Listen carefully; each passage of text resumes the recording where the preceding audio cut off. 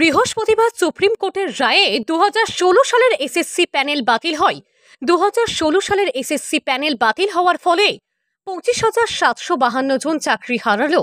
বছরের পর বছর ধরে যোগ্যদের চাকরি বহাল রেখে অযোগ্যদের চাকরি বাতিলের জন্য এই লড়াই চলছিল, কিন্তু দীর্ঘ লড়াইয়ের পর সুপ্রিম কোর্ট যথোপযুক্ত প্রমাণের অভাবে পুরো প্যানেল বাতিল করার নির্দেশ দেয় বলেই জানা যাচ্ছে।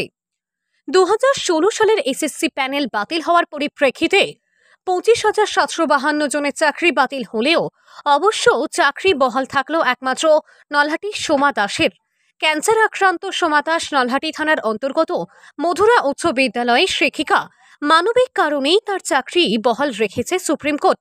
তবে সুপ্রিম কোর্টের এমন রায়ে তিনি খুশি নন।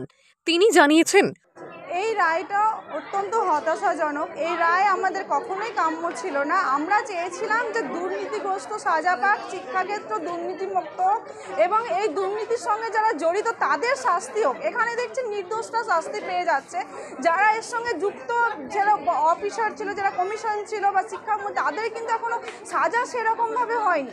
অথচ দেখলাম যে যারা কোনো রকম প্যানেলে দুর্নীতির সঙ্গে যুক্ত নয়, অনেকে নিম্ন মধ্যবিত্ত পরিবার থেকে এসেছে, যারা সঠিকভাবেই চাকরি পেয়েছিল, আজ তারা কিন্তু অত্যন্ত বিপদের মধ্যে পেল। তাদের আজ জীবনের যে কী হবে তার পরিস্থিতি কিন্তু ভেবে তাদের কিন্তু কোনো ঠাঁই হচ্ছে না, যেটা সত্যি আমার কাছেও খুব অত্যন্ত হতাশাজনক।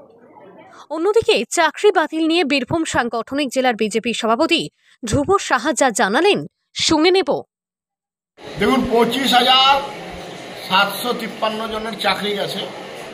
এর মধ্যে বীরভূমের পরিসংখ্যানটা আমরা এখনো হাতে পাইনি।